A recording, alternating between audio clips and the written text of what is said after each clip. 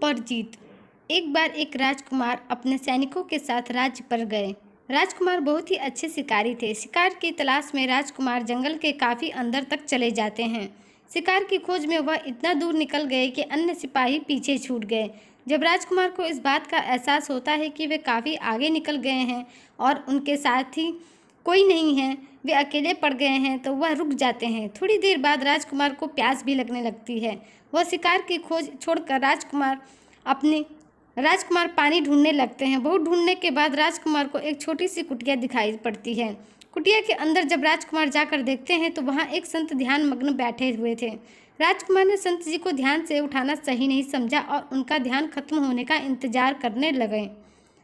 कुटिया के पास में बैठकर विश्राम करने लगते हैं। संत जी का जब ध्यान खत्म होता है तो वह कुटिया से बाहर आते हैं। संत जी को देखकर राजकुमार उन्हें प्रणाम करते हैं। संत जी राजकुमार को ऐसे जंगल में देखकर पूछते हैं कि आप यहाँ कैसे आए।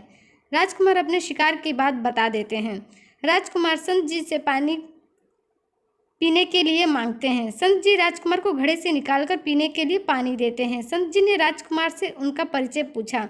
राजकुमार ने संत जी से कहा कि वह एक राजा के पुत्र हैं। राजकुमार कहते हैं कि मेरे पिताजी ने मोह पर विजय प्राप्त कर लिया है। संत जी को राजकुमार की बातों पर विश्वास नहीं होता है। वे कहते हैं कि मोह पर विजय, यह तो असंभव है। मैं एक संत होकर भी आज तक मोह पर विजय प्राप्त नहीं कर सका और तुम्हारे पिताजी एक राजा होकर मोह को जीत चुके हैं। राजकुमार ने कहा, मोह पर जीत केवल मेरे पिताजी ने ही नहीं, मेरी पूरी प्रजा ने भी मोह पर जीत हासिल कर लिया है। संत जी को राजकुमार की बातों पर बिल्कुल भी विश्वास नहीं हो रहा था। तो राजकुमार ने कहा कि अगर आपको मेरी बातों पर विश्वास नहीं है तो आप मेरी बातों की पुष्टि करने के लिए आप मेरी परीक्षा ले सकते हैं। मैंने भी मोह पर जीत हासिल कर लिया है। राजकुमार की बातों पर संत जी को विश्वास नहीं था, इसलिए उन्होंने राजकुमार से उसके कपड़े मांगे। राजकुमार ने बिना हिचकिचाहट के अपने कपड़े निकालकर संत जी को दे दिए। राजकुमार को पहनने के लिए संत जी ने दूसरे कपड़े दिए और राजकुमार के कपड़ों को एक जानवर के खून से भिगो लिया। फिर वह खून से लथपथ कपड़ा लेकर राजकुमार के राज्य में पहुंच गए और यह बातें कहने लगे कि यह कपड़ा जिसका भी है उसको किसी जानवर ने मारकर खा लिया है।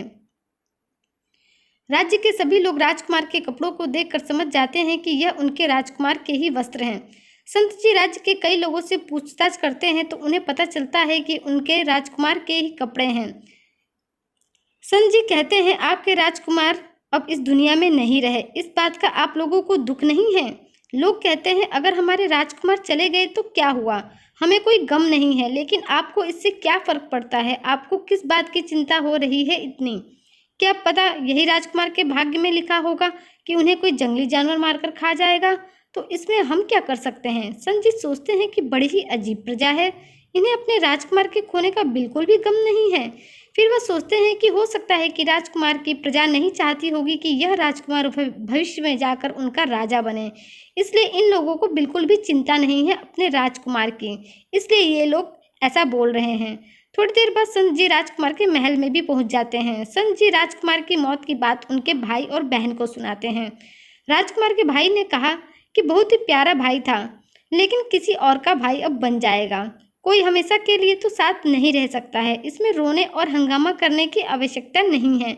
यह सब करके फिर होगा भी क्या? संत जी राजकुमार के भाई की बातों से भी बड़े हैरान होते हैं। कोई भाई अपने दूसरे भाई के लिए ऐसा कैसे बोल सकता है? अपने बड़े भाई से बिल्कुल भी प्रेम नहीं है जो ऐसा बोल रहे हैं। संत जी को राजकुमार की बात याद आती है तो वे सोचते हैं कि हो सकता है बहन को छोटे भाई से ज़्यादा प्यार ना हो और छोटा भाई इस बात से खुश होगा कि अब उसे राजकुमार बनाया जाएगा और राजगद्दी पर वही बैठेगा। संत जी सोचते हैं कि इसलिए दोनों भाई बहन ने ऐसी प्रतिक्रिया व्यक्त की है। इसके बाद संत जी राजकुमार के पिताजी के पास जाते हैं। राजकुमार के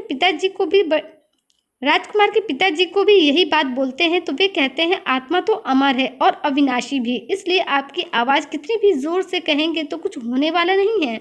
वह मेरा बड़ा पुत्र था, इसलिए मैंने सोचा था कि मैं उसे राजकुमार बनाऊंगा। मेरे बाद वारिस वही बनता, लेकिन कोई बात नहीं, मेरा दूसरा बेटा भी है, अब वह राजकुमार बनेगा और इस राज्य को संभालेगा।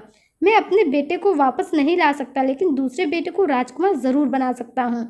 राजा की बात सुनकर संत जी फिर से सोच में पड़ जाते हैं। फिर सोचते हैं कि अभी 2 लोग और भी बाकी हैं, उनकी भी प्रतिक्रिया देखी जाए। 2 बाकी लोग थे राजकुमार की माँ और पत्नी। संत जी को पूरा विश्वास था कि वह दोनों अपने बेटे और पुत्र की खबर सुनकर ज़रूर दुखित होंगे, लेकिन इन दोनों से भी सब लोग जैसा ही उत्तर संत जी को मिलता है, जिससे संत जी और भी आश्चर्यचकित हो जाते हैं। उन्हें विश्वास नहीं हो रहा था कि वह यह सब देख रहे हैं। अंत में संत जी अपनी हार मानते हैं और राजकुमार के जिंदा होने की खबर सबको बताते हैं और अपने आने का उद्देश्य भी। राजकुमार ने वापस जंगल से आकर अपना राज्य संभाला और फिर सारी चीज़ें पहले जैसे ही सामान्य हो गई।